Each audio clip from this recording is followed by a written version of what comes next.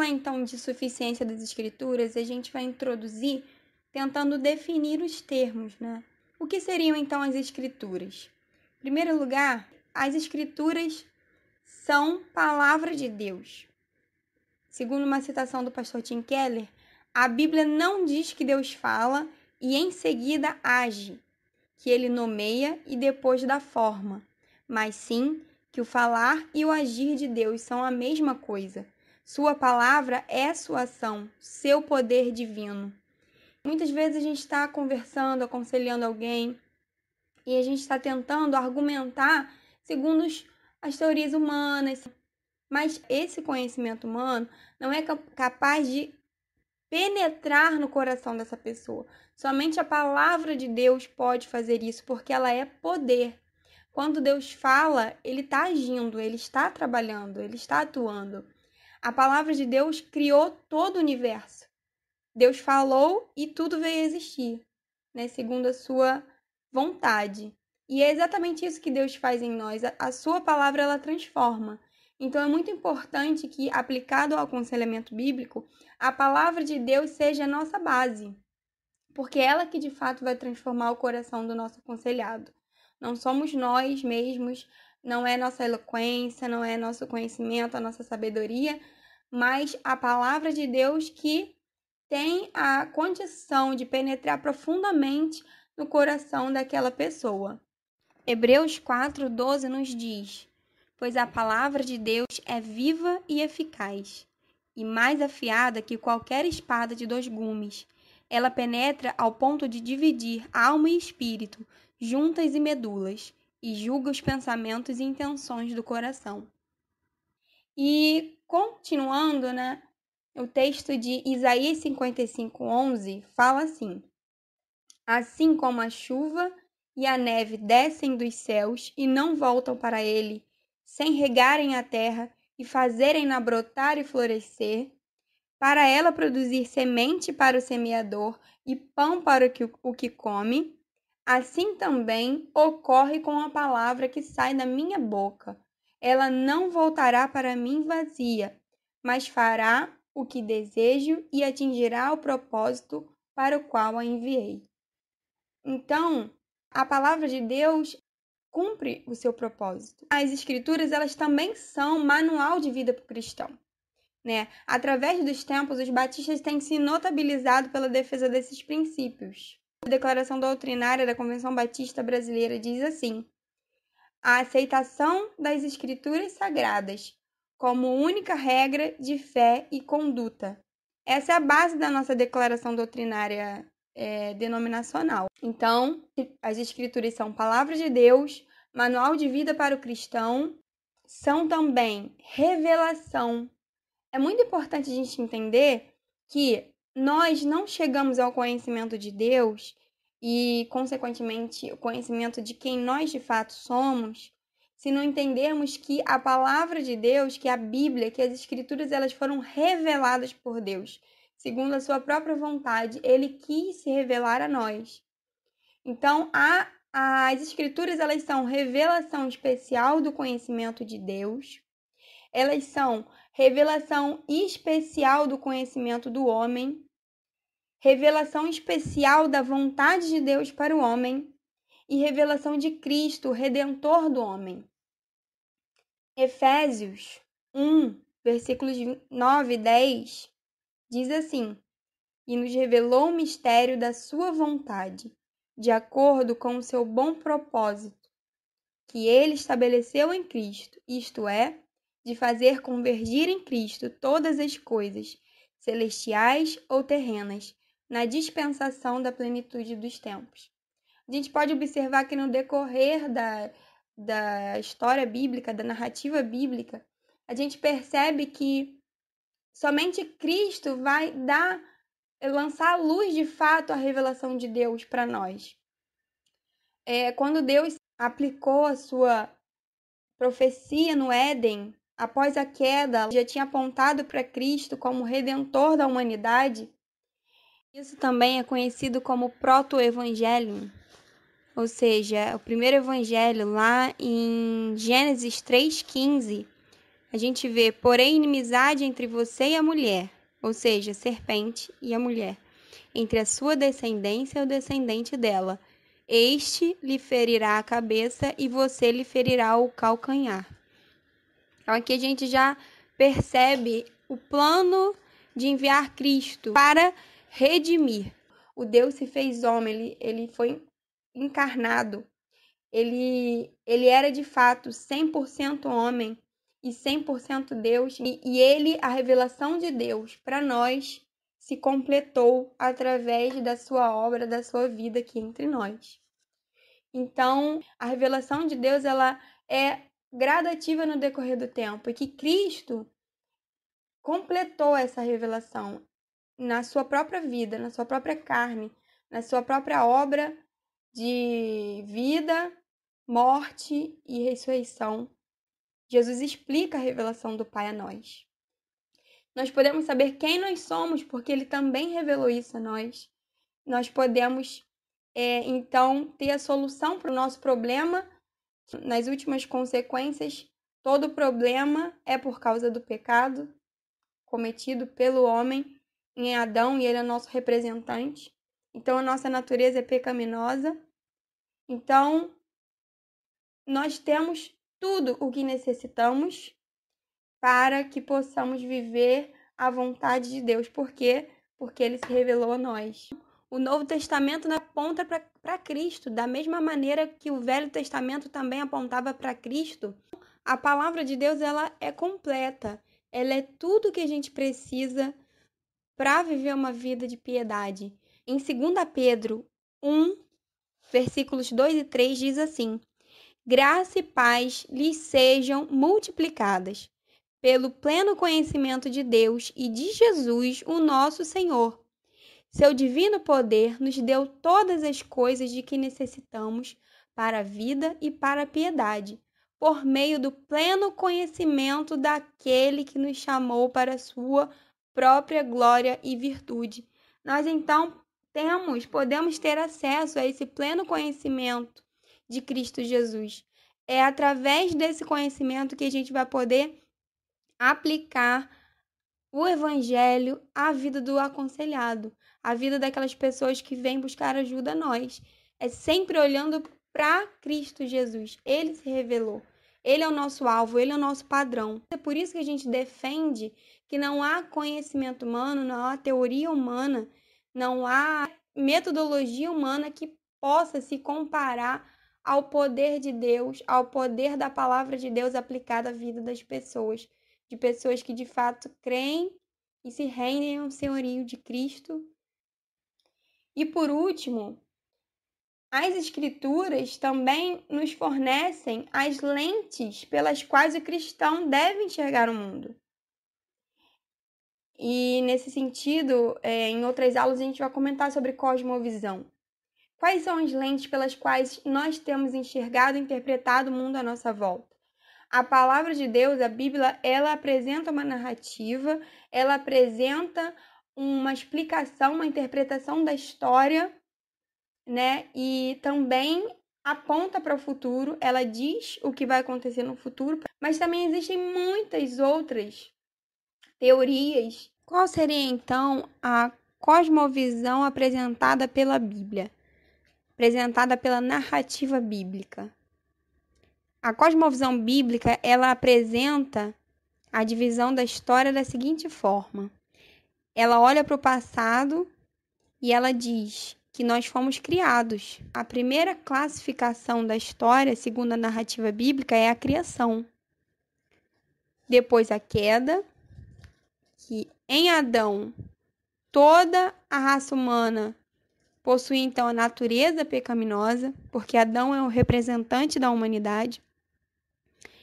Depois a gente tem a redenção em Cristo Jesus. De fato, Jesus era Deus, Filho de Deus, ele se fez homem e ele cumpriu todas as profecias referentes ao Messias.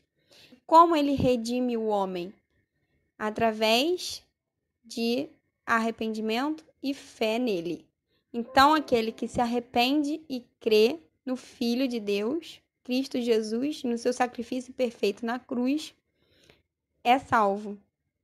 E a ressurreição de Cristo é a base da esperança daquele que crê, porque um dia essa pessoa também ressuscitará. E aí, apontando então para a última divisão da história, que é a restauração de todas as coisas. A cosmovisão bíblica, ela apresenta a seguinte divisão da história: criação, queda, redenção, restauração. Será que a gente está vivendo a nossa vida? Será que a gente está pautando os nossos conselhos nessa visão? Nesse olhar para o futuro, para o passado, para quem é Deus, para quem nós somos? Porque se não for dessa maneira, certamente estaremos aplicando conceitos errados. E uma vez que apliquemos conceitos errados, nós estaremos induzindo aquela pessoa ao erro. Então, agora a gente vai seguir para a parte da aula que foi gravada presencialmente, que é a parte de definição do que seria suficiência das Escrituras. A Bíblia oferece uma visão de mundo. Ela diz as causas primárias dos nossos problemas e ela diz a solução. E isso é muito maravilhoso, porque nos dá o quê? Esperança. Tá bom. E o que é a suficiência? O tema é a suficiência das Escrituras. O que é uma coisa suficiente? Fala aí rápido. Hã? Que se basta. Quem falou? Dá lá o bombom pra ela. Alguém vai ganhar. A Bíblia é suficiente para quê? Aí agora eu quero finalizar com algumas perguntas para vocês pensarem. O conhecimento das Escrituras dispensa o uso de medicamentos ou tratamentos médicos diante das dificuldades físicas? Quem aqui já ouviu? Eu já, mais de uma vez. Pessoas que não quiseram passar pelo tratamento médico porque entenderam que se elas estivessem fazendo isso, elas não estariam tendo a fé. Eu não vou tomar esse remédio porque eu creio em Deus e eu vou ser curado. E se eu tomar isso, isso vai ser falta de fé e Deus não vai me curar. Os princípios bíblicos devem, de alguma forma, ser adaptados pelo avanço do conhecimento humano no decorrer do tempo e das mudanças dos hábitos das pessoas.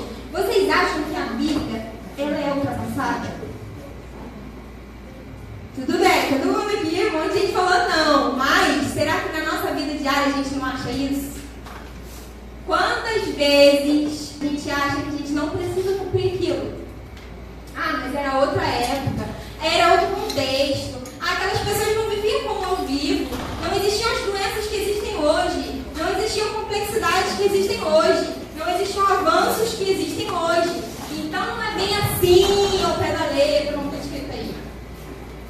Reflitam. Próxima pergunta.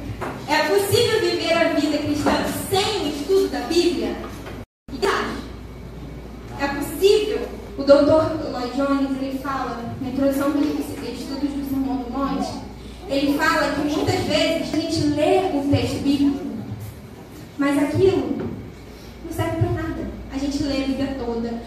Já começou aqui no boletim, a gente tem um incentivo à leitura anual da Bíblia e ele fala, inclusive, que isso é muito bom e recomendável, que a gente leia todo dia a Bíblia, que a gente se familiarize com o texto bíblico. Mas ele fala que nada adianta se não meditarmos, se não praticarmos os princípios que estão escritos lá. E se você não estuda para a sua própria vida, que dirá para você aconselhar alguém? E aí eu queria que vocês refletissem como é que está o nível de aconselhamento que vocês têm feito para as pessoas que estão passando por problemas. O que você fala? Você precisa ser feliz, divorcia. Podemos obter tratamento para os dilemas espirituais do homem através de livros, conversas, terapias e outras ferramentas sem a utilização da Bíblia. A gente fizer muita terapia, tomar lá os remédios que nos estabilizem, deixar uma pessoa assim bem equilibrada, faça meditação. Será que a gente fizer todo esse tipo de coisa, a gente vai resolver o nosso problema com Deus? E na verdade, todos os nossos problemas, de certa forma, aquilo que a gente quer tratar, ele tem a ver com Deus, né? No sentido de que ou rejeitamos ou adoramos. A Bíblia possui autoridade Ou podemos aceitar somente o que está de acordo com a nossa experiência de vida? Olha só, tudo bem que a Bíblia diz isso, mas na minha experiência não foi assim. Não, você está falando aí que julgo desigual é errado. Mas olha, eu casei, ele não era crente, e hoje ele é uma bênção. Já pensou se eu tivesse ouvido quem disse pra mim que era errado? Né? A gente tem muitas outras situações. Por estarmos debaixo da graça e não da lei, poderíamos anular o Velho Testamento e seguir apenas os princípios descritos no Novo Testamento. A gente já citou aqui isso, né? E aí, pra finalizar mesmo. E aí a gente vai fechar com o pastor. A introdução. Posso estar sentado com a Bíblia aberta à minha frente. Posso estar lendo as suas palavras, avançando capítulo após capítulo. E, no entanto, posso estar tirando conclusões totalmente falsas das páginas diante dos meus olhos. Não há que duvidar que a causa mais comum de tudo isso é nossa tendência de tão frequentemente nos aproximarmos da Bíblia armados de alguma teoria. Aproximamos-nos dela com essa teoria e assim tudo quanto lemos é controlado por tal ideia. Há um sentido verdadeiro em que se pode afirmar que qualquer coisa pode ser provada através da Bíblia. E isso é muito claro nos dias atuais. A gente vive num tempo em que a verdade é relativa, não existe mais verdade absoluta. Quem acha que a verdade absoluta existe é um intolerante. Então, isso não rola para hoje. Claro que deve rolar sempre, né? Mas eu estou falando assim, na era que a gente vive, não cola isso de você dizer que a verdade da palavra de Deus é uma verdade pública. Que ainda que a pessoa não creia, ela vai, um dia, o joelho dela vai se dobrar. A gente vê, né, igrejas de homossexuais, a gente vê, enfim, tudo pode ser provado pela Bíblia de acordo com os próprios interesses de cada um. E com isso, eu finalizo a introdução. A gente continua o mesmo fluxo, né? Qual é o nosso tema? Suficiência das Escrituras. As perguntas que a Josi deixou para a gente refletir, elas são muito relevantes. Porque exatamente a partir de perguntas como essas que a gente vai ver, para mim a Bíblia é suficiente ou não. E talvez você fale, se alguém te pergunta assim, na lata, você é crente, batista, congregacional, presbiteriano, aí, você acredita na Bíblia? Você vai falar, claro. Aí você vai falar aquelas palavrinhas chaves, inerrante, infalível, inspirada por Deus. E aí você vai falar tudo aquilo que a gente já sabe, aquilo que a gente aprendeu desde lá da classe de doutrina. Não é verdade? No entanto, será que toda essa tua convicção, tudo isso que você diz acreditar acerca da Bíblia, de fato faz com que você a aborde como autoridade no teu dia a dia, na tua forma de olhar o mundo, na tua forma de aconselhar o outro, que é o nosso tema aqui? E agora, o momento teológico da aula, né? A Josi, ela gosta muito dessa parte, assim, de cosmovisão, de filosofia, ela lê muito isso, ela vai fazendo as perguntas, né, para a gente refletir. E o meu papel aqui é falar um pouquinho para a gente de doutrina mesmo, doutrina das Escrituras, tá? Doutrina das Escrituras e da revelação de Deus. Os teólogos dão o nome de bibliologia. Tudo na teologia sistemática é assim, bibliologia, antropologia, soteriologia, tudo teologia no final, tá? Então, primeiro capítulo do livro de Teologia Sistemática, o cara compra lá na livraria, bibliologia, primeiro capítulo, tá? Por quê? Por que o cara precisa começar aqui? Porque precisa ter fundamento, precisa ter fonte. Da onde que eu vou tirar aquilo que eu estou informando? Aquilo que eu estou afirmando? Da onde que eu estou tirando isso? Da minha cabeça? Se for da tua cabeça, deu ruim, tá? Se for da filosofia lá de fora, isso não é cristianismo. Teologia é uma área de conhecimento que se faz a partir da revelação. E por isso que a Josi ficou instigando aqui até a minha palavra de revelação. Porque tudo aquilo que a gente conhece de verdade acerca de Deus, não é porque eu descobri. Eu sou o cara, eu fiz uma conta aqui, descobri uma fórmula de Deus e agora eu sei quem Deus é. Não funciona assim. Não, porque eu fui fazendo um estudo de religiões comparadas, de culturas, um estudo antropológico, e eu fui vendo como as pessoas veem Deus em vários lugares do mundo diferentes, e agora eu sei quem Deus é de verdade. Você não sabe, a partir daí não dá para saber quem Deus é. A gente só pode saber quem Deus é a partir daquilo que Ele mesmo fala para a gente. Daí a importância da palavra revelação. Tá bom? Não. Por que é importante estudar bibliologia?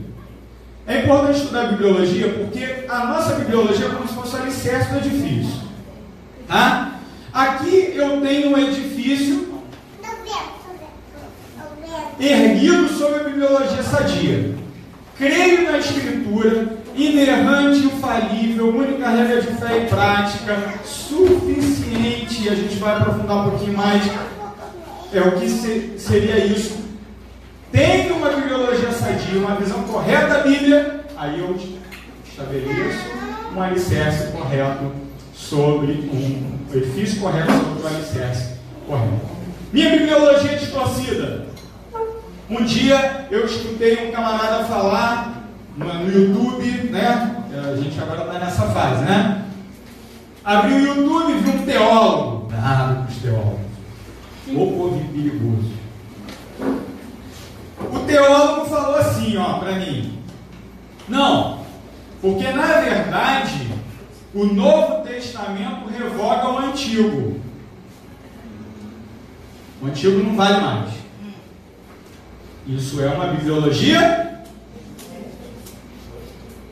Sobre a bibliologia distorcida, eu ergo um edifício teológico completamente torto, troncho e que vai cair. Mas cedo ou mais tarde vai cair. Quando a gente estava preparando lá em casa, de vez em quando eu faço isso. Vou lá no YouTube e procuro uns caras desses, assim, os teólogos, né? A gente tem um grupo que se reúne na minha casa, que a gente faz uma gincana no WhatsApp, que é o herege da semana. A gente coloca uma frase assim e o pessoal tem que tentar adivinhar quem foi que falou. Mas aqui eu não vou falar nomes não, porque talvez alguém se sinta ofendido. O fato é, o camarada, ele estava falando assim, com base em Romanos 1, pastor Henrique. Romanos 1. Paulo vem com tudo em cima do pecado, né? E ele estava falando mais ou menos assim. Não, porque na verdade a igreja é homofóbica. Eita, que isso? Né? Quem não lembra o que o texto diz, depois lá em casa. Aí, porque a igreja é homofóbica, a gente tem que parar de ser assim, a gente tem que parar de ser preconceituoso, a gente tem que entender que a gente precisa tratar das pessoas. Gente, isso é muito bonito. Você lê isso aí, soa muito legal para os ouvidos. A forma mais fácil de você ser pastor hoje, sabe qual é?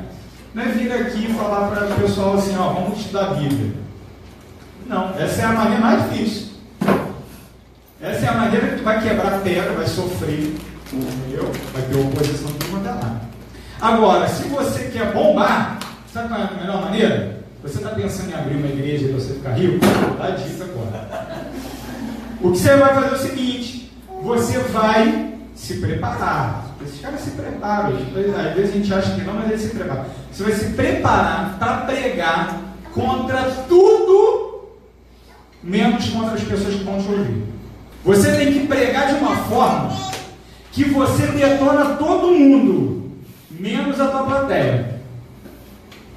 Só que a Bíblia faz exatamente o contrário. Toda vez que a gente abre a Bíblia, só soco na nossa cara.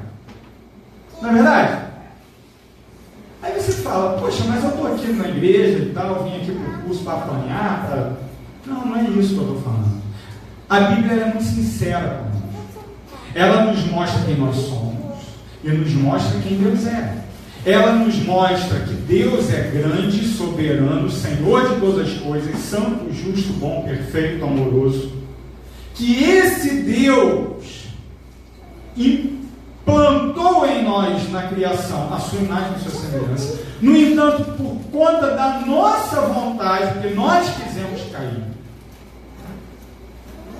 Não foi vontade de Deus. Lógico que estava dentro do decreto de Deus, isso aí é outra coisa, mas não foi desejo de Deus que o homem caísse no pecado. Deus odeia o pecado, Deus abomina a iniquidade, Deus não se agrada que o homem cometa o pecado. No entanto, nesse contexto, eu e você quisemos pecar em Adão e continuamos querendo em nós mesmos. Na nossa própria vida nós continuamos a pecar. Todos os dias nós continuamos a pecar. E à medida em que uma verdadeira teologia bíblica, ela aponta para o Deus grande, soberano, justo, santo, bom. Quando eu olho isso, é inevitável que eu olhe para mim mesmo e veja, eu não sou nada. A verdadeira teologia nos humilha. A verdadeira teologia não nos exalta. A gente não estuda teologia para dizer assim, eu sou o cara com meu diploma. Não! A gente estuda a Bíblia para que cada dia mais a gente entenda que é Ele quem vai crescer e eu vou diminuir. Então você quer ficar rico? Tenha uma bibliologia distorcida, pregue contra todo mundo, menos a tua plateia, seja liso em todas as respostas, manda o crente falar algumas piadas para o irmão que está do lado, que você vai ficar rico, vai bombar. Agora, se você quer ser crente mesmo, vamos aqui. Então vamos embora. Que a gente quer ser crente mesmo. Quando a gente fala de estabelecer o nosso edifício teológico, eu gosto de usar essa ilustração da pirâmide aí, naturalmente ela não é minha, né? Eu vi isso em algum lugar que sinceramente eu nem lembro mais onde. Lá na apostila do Nutra tem também, mas antes de lá eu já tinha visto em outro lugar. E eu uso isso para muitas coisas, inclusive, isso aqui é um dos guias do nosso projeto de educação cristã aqui da igreja. Aqueles que nos visitam aí não sabem, né? Só para vocês conhecerem a nós, pastor Henrique, pastor da juventude, e eu sou o diretor do Ministério da Educação Cristã. Então a gente está fazendo essa dobradinha, como sempre fazemos, sempre é muito bom. Esse aqui é o alicerce do nosso edifício teológico, é assim que a gente tem que entender. Como toda pirâmide, a gente precisa começar pela base. A gente tem que começar pela base. Qual que é a base? A Escritura. Você trouxe a Bíblia aí de papel? Trouxe. Essa Bíblia que você tem, o texto dela, lógico, aí se a gente for querer ser escrupuloso teologicamente aqui, cuidadoso, no escrito autógrafo, ou seja, no escrito original, na pena de Paulo escrevendo o papiro, tá? Esse texto que ele escreveu naquele momento sobre a atuação supervisionadora do Espírito Santo, esse texto, ele é a base de tudo que a gente vai construir em termos de vida e fé cristã. Precisa disso. Começa na Bíblia. Agora, veja que tem o segundo degrau, o degrau da exegese. O que é exegese? Exegese é a leitura do texto. Exegese é a técnica que eu tenho para abordar esse texto e extrair dele sentido. Entendimento. Beleza? Afirmar que a Bíblia é a palavra de Deus, tudo quanto é crente fala. Mas você já conversou, dependendo do contexto, seja na escola, na faculdade, no vizinho e tal, com aqueles irmãos que são aqueles crentes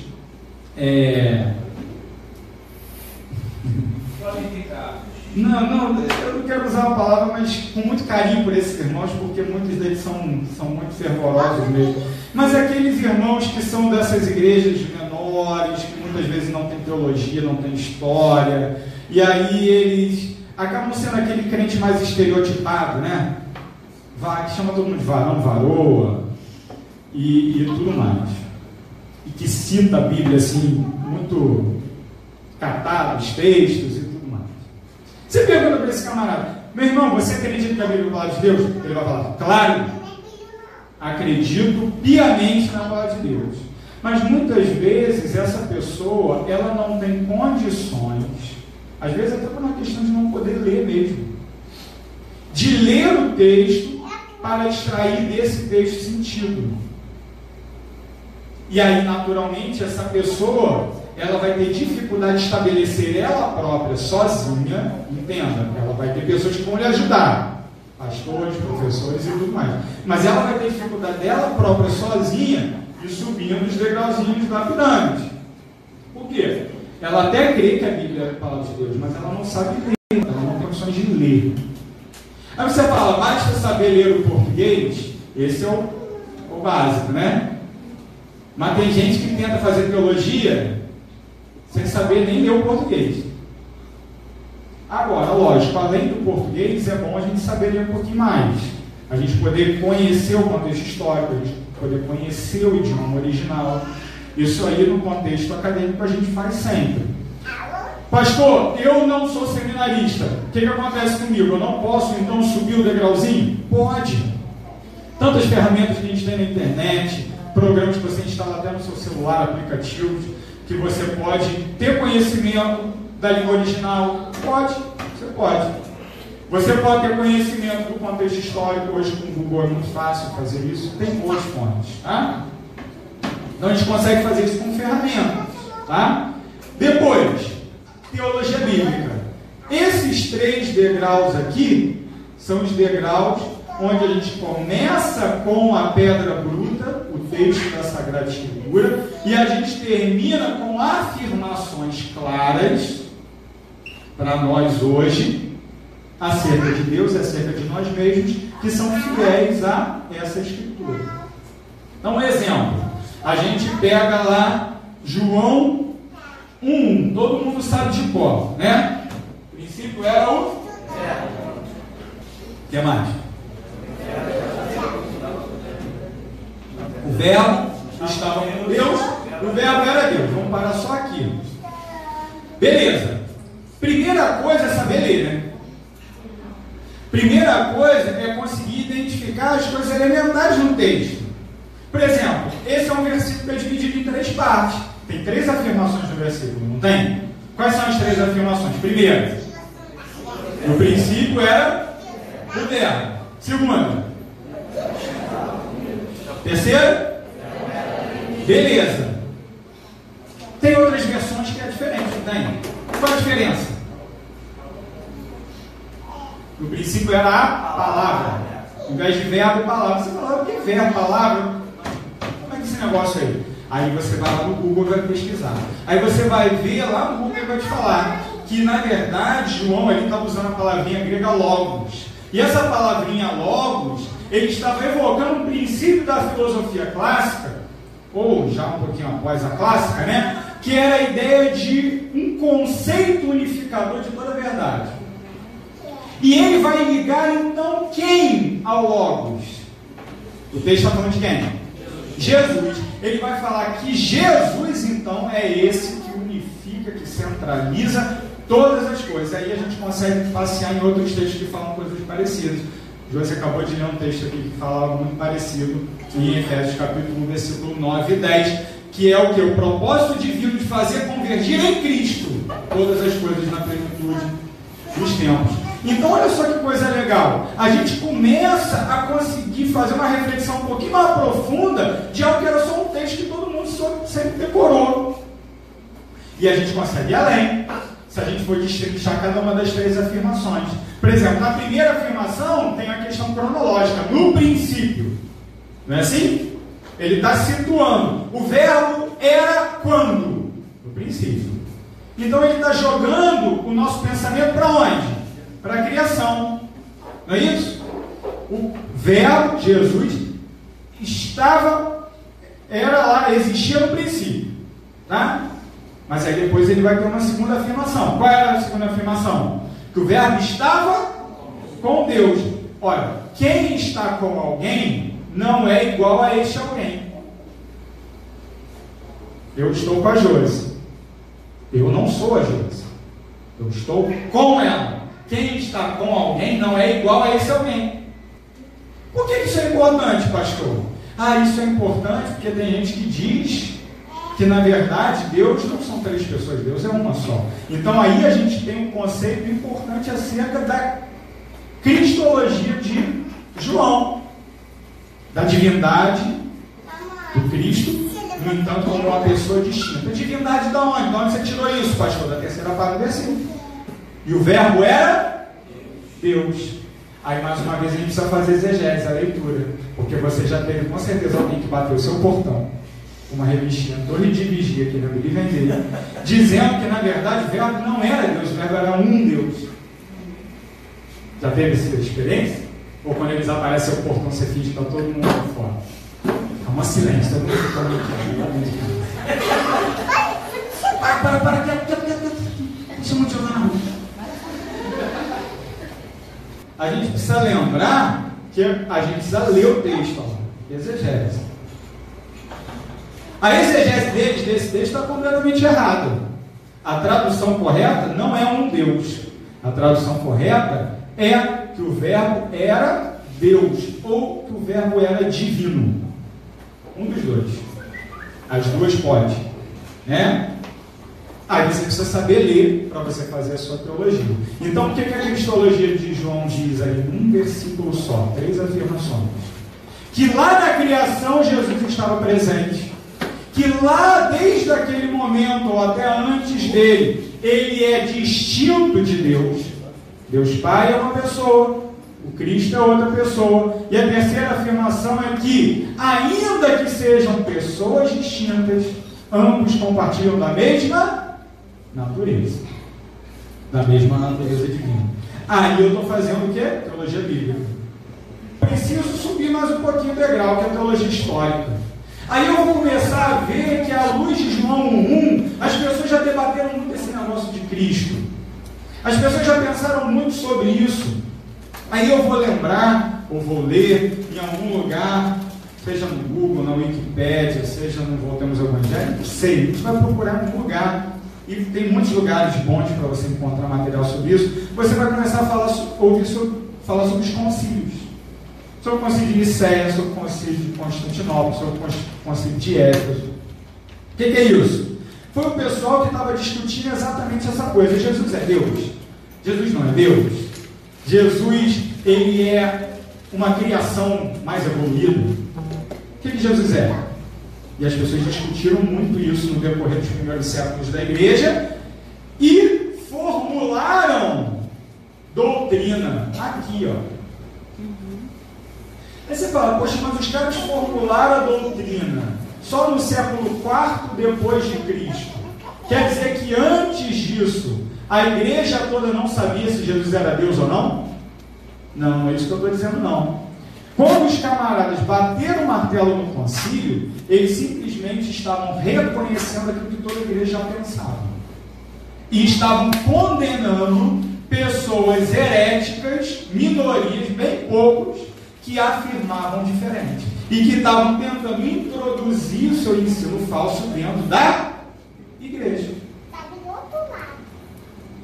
Subindo da teologia histórica à teologia sistemática. O que é a teologia sistemática? Quando me perguntam assim, o que a Bíblia fala acerca de Deus? O que a Bíblia fala acerca de pecado? O que a Bíblia fala acerca das últimas coisas? Eu estou organizando isso nas gavetas. Tá? E lá em cima, teologia prática. Você vê que a gente está falando de aconselhamento aqui. E eu contei essa história toda para vocês entenderem que não adianta, meu filho, você tentar trabalhar aqui se você não começou aqui na base. E tem muita gente que está fazendo isso. Está tentando trabalhar aqui sem base. E, consequentemente, está prestando um desserviço à igreja.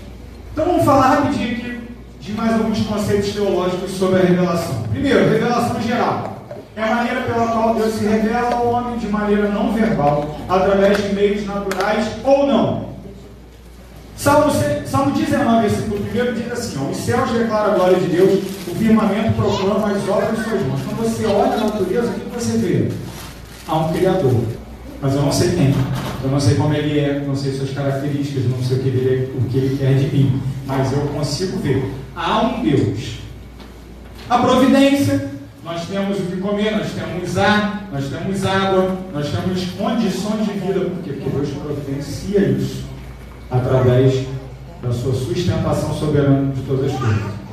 E a revelação geral, isso é muito importante dizer, não tem conteúdo redentor. Pela natureza, a pessoa não consegue descobrir o Salvador. Tá bom? Eu estou correndo aqui, mas se a gente fosse ler todos os textos, a gente veria isso. Depois lê esse aqui, ó, que o objetivo dele é mostrar exatamente isso. Pela revelação geral, todas as pessoas estão condenadas. Não é que todas as pessoas estão salvas, pelo contrário, todas as pessoas estão condenadas. Tá bom? Revelação específica ou especial. A revelação específica ou especial é o meio pelo qual Deus se revela ao homem de forma verbal ou pessoal. Ela se dá através da Bíblia e de Jesus Cristo. Seu alcance é limitado aos que têm acesso às Escrituras. Quem não tem Bíblia não tem revelação especial, só a revelação geral. A revelação específica é capaz de promover redenção. E esse texto a gente vai ler muitas vezes daqui para o final. Toda a Escritura é inspirada por Deus e útil para o ensino, para a repreensão, para a correção, para a instrução na justiça. Qual é o principal ou o elemento que nós temos mais acessível para nós hoje da revelação específica? A Bíblia. No entanto, Jesus é a revelação perfeita do Pai, como o autor de Hebreus diz. Onde eu conheço Jesus? Na Bíblia. Sem Bíblia eu não conheço Jesus. Ok? Então você vê que a revelação específica ou especial depende da Escritura.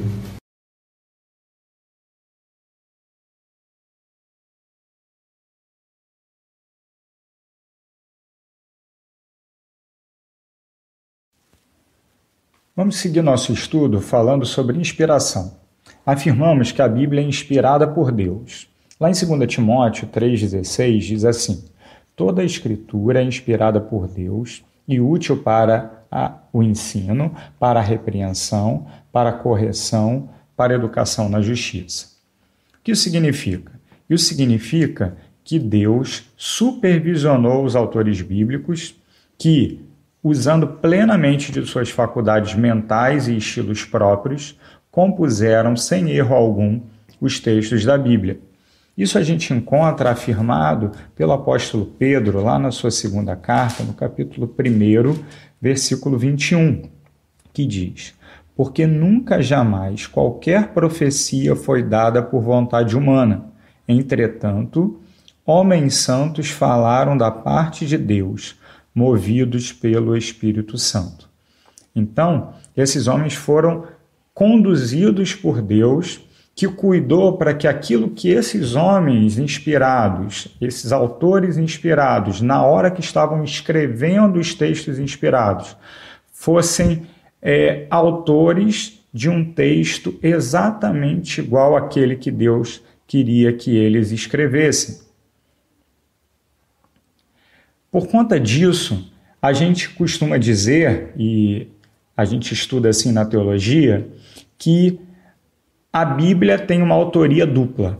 Em primeiro lugar, Deus é o autor da Bíblia, porque cada palavra e todas as palavras da Sagrada Escritura foram inspiradas, ou seja, sopradas por Deus. O nome que nós damos a isso é inspiração verbal e plenária. Além disso, o autor humano também compôs o texto. Ele também é autor. Moisés, Paulo, profetas, eles são de fato autores daquele texto. Por quê?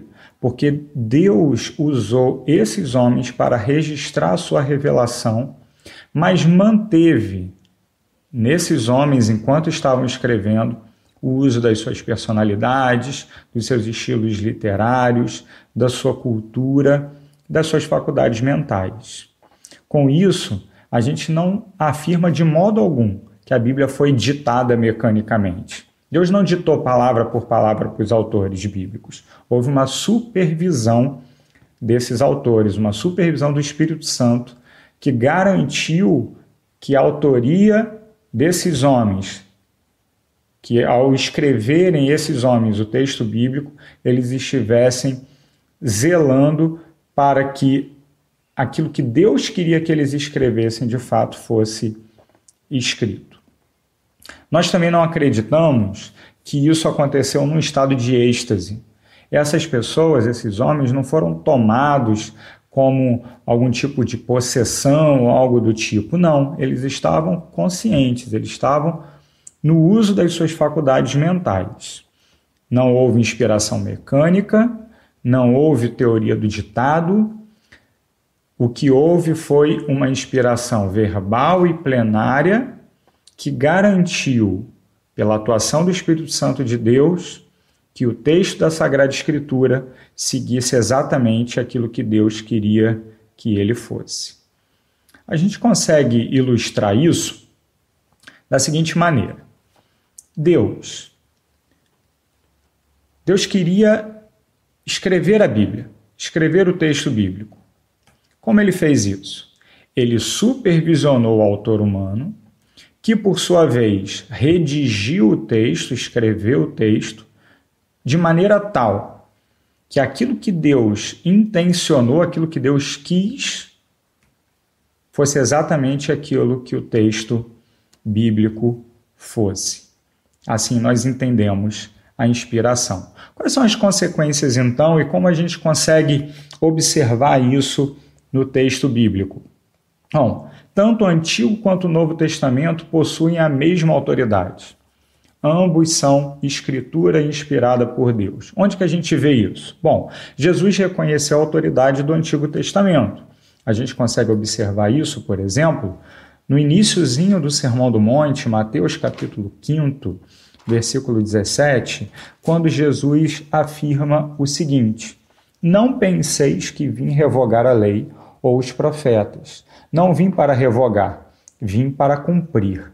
Porque em verdade vos digo, até que o céu e a terra passem, nem um i ou um tio jamais passará da lei, até que tudo se cumpra. Eu li também o versículo 18.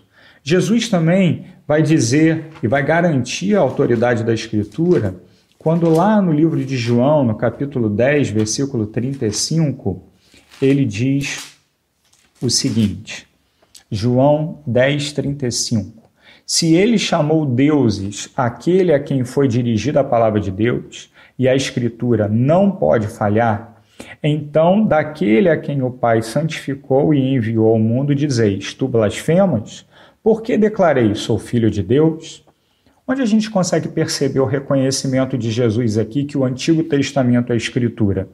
Quando no versículo 35, ele cita aqui um salmo e considera esse salmo como sendo Escritura. Aqui a gente vê isso de forma muito clara no próprio versículo 35. Ok? Perfeito. A gente segue adiante, então, quando a gente percebe que os apóstolos, eles também consideraram algumas partes do Novo Testamento como inspirado. Lá na primeira carta que Paulo escreve a Timóteo, no capítulo 5, versículo 18, ele está tratando de algo, de certa forma, até corriqueiro para a vida da igreja. Ele está dando uma instrução aqui acerca do pagamento, do salário daqueles que desempenham o ministério pastoral. E ele diz assim, pois a Escritura declara, não amordaces o boi quando pisa o trigo, e ainda, o trabalhador é digno do seu salário. Da onde ele tirou isso? Bom, ele tirou isso de dois textos. O primeiro, Deuteronômio 25, 4, e também o texto de Lucas 10, 7. Então, veja que ele usa o texto do Antigo Testamento, o texto do Novo Testamento, ambos como sendo uma referência à Escritura. Lucas 10, 7, Deuteronômio 25, 4. E também lá em 2 Pedro 3,16, Pedro faz uma observação muito interessante sobre textos do apóstolo Paulo. 2 Pedro 3,16 vai dizer assim, ao falar acerca desses assuntos, como de fato costuma fazer em todas as suas epístolas, as epístolas de Paulo, nas quais há certas coisas difíceis de entender que os ignorantes e instáveis deturpam, como também deturpam, preste atenção, as demais escrituras para a própria destruição deles. Então veja que Pedro considerava os escritos de Paulo, as cartas de Paulo, como sendo escritura também.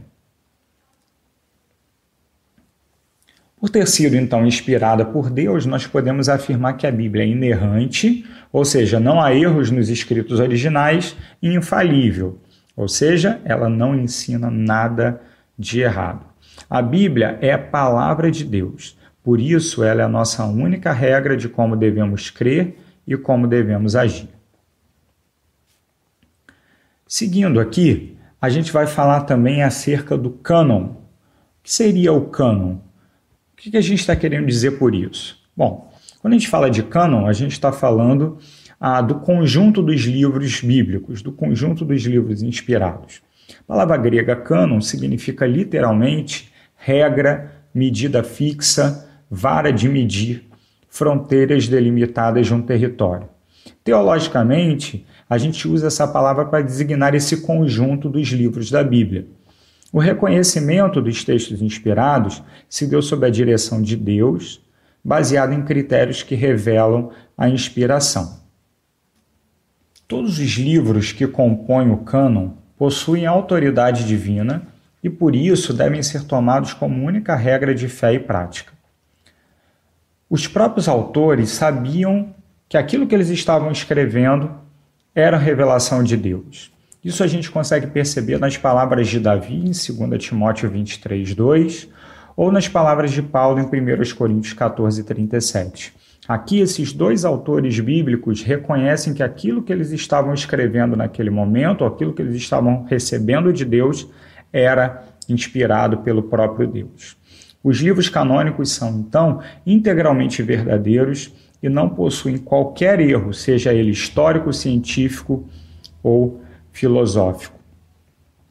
Por isso, devido a esse caráter divino, o que a gente pode compreender é que, sendo a Bíblia escrita e inspirada por Deus também, ela só pode ser corretamente compreendida pela atuação do Espírito Santo.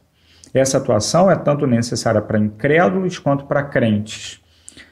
Com relação aos incrédulos, a correta inspiração da mensagem da Escritura é uma necessidade, porque esses ímpios estão cegos para as coisas de Deus. Dessa forma, é o Espírito Santo quem convence o não crente acerca das verdades do Evangelho. O próprio Cristo prometeu isso e o apóstolo Paulo também deixa isso muito claro quando ele diz que as coisas espirituais são discernidas espiritualmente. O Espírito Santo é quem convence o não crente para compreender as verdades do Evangelho. De um outro lado, para nós que somos cristãos, para nós que conhecemos o verdadeiro Evangelho, o ministério do Espírito Santo também é necessário. Isso a gente consegue perceber de forma muito clara, porque é o Espírito quem nos ensina as verdades divinas. E dele nós dependemos para compreender e praticar tudo que a Bíblia revela. Nós encontramos isso revelado também por Jesus, lá em João, capítulo 16, versículos 13 e versículos 15. Portanto, afirmar a suficiência das Escrituras é, em primeiro lugar, crer que tudo aquilo que é necessário em matéria de fé e conduta está contido na Palavra de Deus. Se a gente quer aconselhar biblicamente, nós precisamos compreender esse conceito, que nada mais nada menos é uma aplicação daquilo que a Bíblia fala acerca de si mesma. Muitas pessoas creem que a Bíblia é inspirada, mas não vivem conforme aquilo que creem. Vamos voltar naquilo que nossos irmãos afirmaram lá atrás. A Confissão de Fé de Westminster, escrita lá no século XVII ainda, afirma o seguinte: todo o conselho de Deus concernente a todas as coisas necessárias para a glória dele e para a salvação, fé e vida do homem, ou é expressamente declarado na Escritura, ou pode ser lógica e claramente deduzido dela. A Escritura nada se acrescentará em tempo algum, nem por novas revelações do Espírito, nem por tradições dos homens. Reconhecemos, entretanto, ser necessária a íntima iluminação do Espírito de Deus para a salvadora compreensão das coisas reveladas na palavra. Conceito de inspiração, conceito de iluminação, presentes aqui, mas acima de tudo o que a gente precisa destacar, que tudo aquilo que é necessário para a glória de Deus, para a salvação, fé e vida do homem, está na Escritura. Nós não precisamos de outra fonte. Aquilo que nós talvez precisemos fazer é, compreendendo bem a mensagem global da Escritura, deduzir as aplicações dela. Mas isso ela mesma nos ajuda a fazer. Nós não precisamos de uma fonte externa. John MacArthur, no seu livro Pense Biblicamente, vai dizer o seguinte: talvez a doutrina que mais esteja sob ataque na igreja de nossa geração seja a suficiência das Escrituras. Mesmo pessoas que proclamam a autoridade, a inspiração e a infalibilidade das Escrituras, às vezes se negam a afirmar sua suficiência. Mas afirmar a suficiência das Escrituras é a consequência lógica de crer na autoridade, na inspiração e na infalibilidade da Bíblia Sagrada. Só a palavra de Deus pode tornar o crente perfeito e perfeitamente habilitado. Existem pessoas que às vezes buscam conselhos e buscam sabedoria fora da Escritura. Mas o propósito da Escritura, a propósito da Bíblia, é que nós sejamos de caráter perfeito e perfeitamente habilitados, aptos para toda boa obra. Isso a gente encontra no texto que nós já lemos um trecho aqui de 2 Timóteo 3, versículos 16 e 17. Toda a Escritura é inspirada por Deus e útil para o ensino, para a repreensão, para a correção, para a educação na justiça, a fim de que o homem de Deus seja perfeito e perfeitamente habilitado para toda boa obra. Tudo o que necessitamos está disponível através do poder de Deus revelado e presente na palavra, aplicado a nós pelo Espírito Santo. Visto como pelo seu divino poder nos têm sido doados todas as coisas que conduzem à vida e à piedade, pelo conhecimento completo daquele que nos chamou para a sua própria glória e virtude. O apóstolo Pedro nos ensina isso no iniciozinho da sua segunda carta. A Bíblia que revela Jesus Cristo, em Cristo e somente em Cristo, nos disponibiliza tudo aquilo que é necessário para a vida e para a piedade. A perfeição das Escrituras inspiradas nos possibilita desfrutar de todos os benefícios espirituais. A lei do Senhor é perfeita e restaura a alma. O testemunho do Senhor é fiel e dá sabedoria aos simples. Os preceitos do Senhor são retos e alegram o coração. O mandamento do Senhor é puro e ilumina os olhos. O temor do Senhor é límpido e permanece para sempre. Os juízos do Senhor são verdadeiros e todos igualmente justos. Essa lei perfeita é aquela que nos dá sabedoria, é aquela que alegra o coração, é aquela que ilumina os nossos olhos, é aquela que permanece para sempre, é aquela que é verdadeira e plenamente justa. Essa é a palavra de Deus. Terminamos então destacando o seguinte: em primeiro lugar, ao estudar o que a Bíblia fala acerca de si mesma, ficamos com a responsabilidade de assumir uma postura submissa frente a ela. Em segundo lugar, crer que a Bíblia é a palavra de Deus implica em entender que tudo o que precisamos para discernir questões morais e éticas está contida nas páginas das Escrituras. E em terceiro lugar, e por último, precisamos entender que não precisamos de nenhum outro recurso para orientar as pessoas que necessitarem de nós durante a caminhada cristã. Nosso objetivo aqui é destacar que para o aconselhamento bíblico, um aconselhamento verdadeiramente bíblico, é essencial, é fundamental crer e compreender a doutrina da suficiência das Escrituras.